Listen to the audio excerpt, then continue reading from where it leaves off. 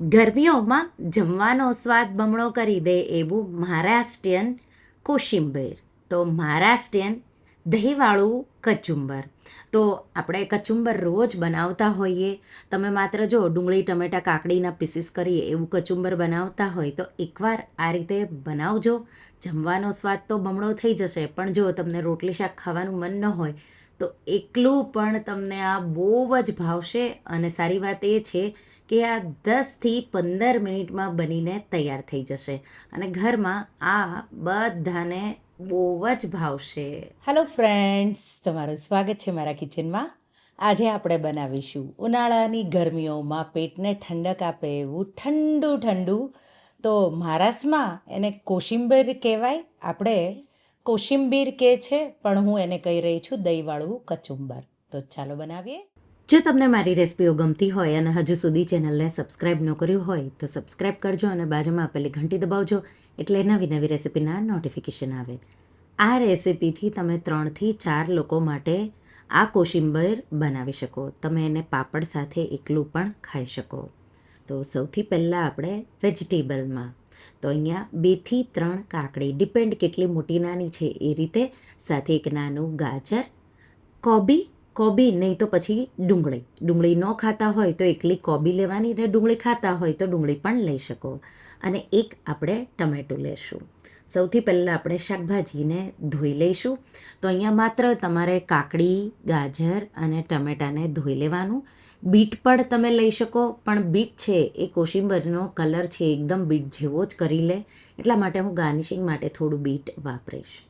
સૌથી પહેલાં આપણે કાકડીને ધોઈ નિતારી એની છાલ ઉતારીશું. એ જ રીતે ગાજરને પણ ઉપર નીચેનો ભાગ કાઢી એની પણ છાલ ઉતારી રેડી કરી લઈશું. ટમેટું તમે એક પણ લઈ શકો અને 2 લેવા હોય તો 2 પણ લઈ શકો. નાનું છે એટલે મેં 2 ટમેટાં લીધા છે. સૌથી પહેલાં કાકડીને ચોપ કરવાની છે. અહીંયા કાકડીને જેટલી તમે ઝીણી ચોપ કરી શકો એટલી ઝીણી ચોપ કરવાની છે. કોશિંબીરમાં બધી વસ્તુ એકદમ ઝીણી ઝીણી ચોપ કરવાની છે. તો કાકડીને જો આપણે ખમણીશું તો એમાંથી પાણી બહુ નીકળશે અને પછી આપણે દહીં ઉમેરીશું તો એના લીધે થઈને પાણી બધું, ટેસ્ટ પણ બધું નીચે આવી જશે. એટલે તમારે આ રીતે, તો મહારાષ્ટ્રમાં આ રીતે કાકડીને આ રીતે 2 સાઈડથી એના કાપા કરી લેવાના ઝીણા ઝીણા, અને પછી તમારે એને પાતળું પાતળું આ રીતે સ્લાઈસ કરવાનું. તો તમે જોઈ શકો છો આ રીતે એકદમ ઝીણું ઝીણું અને એકદમ એક સરખું ચોપ થઈને રેડી થઈ જશે. તો 2 કાકડીને આપણે ઝીણી ઝીણી ચોપ કરીને રેડી કરી લીધી.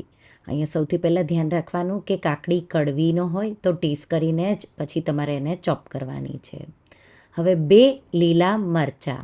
તો અહીંયા બાળકો માટે જો બનાવવાના હોય તો મોળી વેરાયટીના કે પછી તમે સ્કીપ પણ કરી શકો. મેં અહીંયા 2 લીલા મરચાં ઝીણા ઝીણા તમારે આ રીતે એને ચોપ કરીને રેડી કરી લેવાના છે. તો આ રીતે મરચાં મેં ઝીણા ચોપ કરીને રેડી કરી લીધા. મરચાંને એક બોલમાં આ રીતે કાકડી સાથે આ રીતે લઈ લઈશું.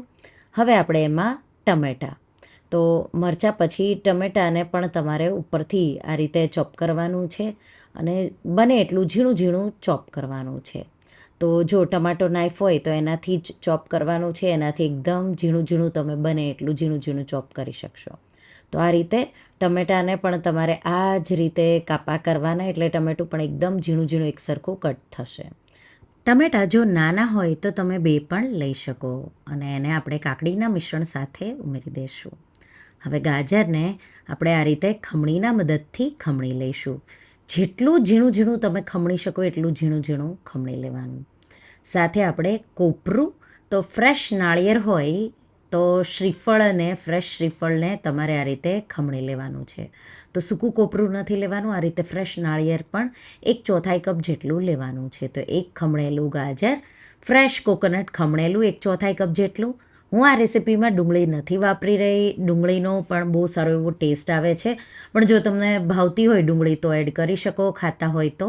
નહીં તો પછી તમારે આ રીતે કોબીને પણ એકદમ ઝીણી ઝીણી તમારાથી જેટલી બને એટલી, તો પહેલાં પાતળા પાતળા સ્લાઈસ ઊભા અને પછી પાતળા પાતળા સ્લાઈસ આડા કરી અને કોબી બધી જ આ રીતે ઝીણી ઝીણી ચોપ કરી ઉમેરી દઈશું. હવે એક પેન લઈ લઈશું. એમાં આપણે 1/4 કપ જેટલા શિંગદાણા, અહીંયા શિંગદાણા તમે અડધો કપ જેટલા પણ લઈ શકો. એકદમ ક્રિસ્પી થાય એ રીતે મેં એને શેકી લીધા. હલકા ઠંડા કરીશું અને પછી મિક્સરમાં કે ખાયણી દસ્તામાં અધકચરા એવા વાટી લેવાના છે. તો ખાયણી દસ્તામાં જાતે જ એના ફોતરા નીકળી જશે તમે આ રીતે ફેરવો ત્યારે. તો હલકું હલકું પહેલાં એને મારવાનું, પછી ગોળ ગોળ ફેરવશું એટલે એકદમ એક સરખો અધકચરો એવો શીંગનો પાવડર થઈ જશે. તો આ રીતે મેં અધકચરું એવું વાટી લીધું. હવે એક પેન લઈ લઈશું, એમાં 1 ટેબલ સ્પૂન જેટલું ઘી ગરમ કરીશું. ઘીના જગ્યા પર તમે ઓલિવ ઓઇલ કે પછી કોઈ પણ તેલ પણ લઈ શકો. 2 ટીસ્પૂન જેટલી રાઈ ઉમેરીશું. રાઈને ફૂટવા દઈશું. રાઈ જેવી ફૂટવા લાગે એટલે 2 ટીસ્પૂન જેટલું જીરું ઉમેરીશું. આ રીતે જીરાનો કલર બદલાઈ જાય ત્યાં સુધી થવા દઈશું. અડધી ટીસ્પૂન જેટલી હિંગ, મેઇન જે સ્વાદ છે એ હિંગના લીધે થઈને આવે, તો હિંગ વઘારમાં થોડી વધારે ઉમેરવાની. અને મીઠા લીમડાના પાન, તમે લીલા મરચાં આમાં વઘારમાં પણ ઉમેરી શકો.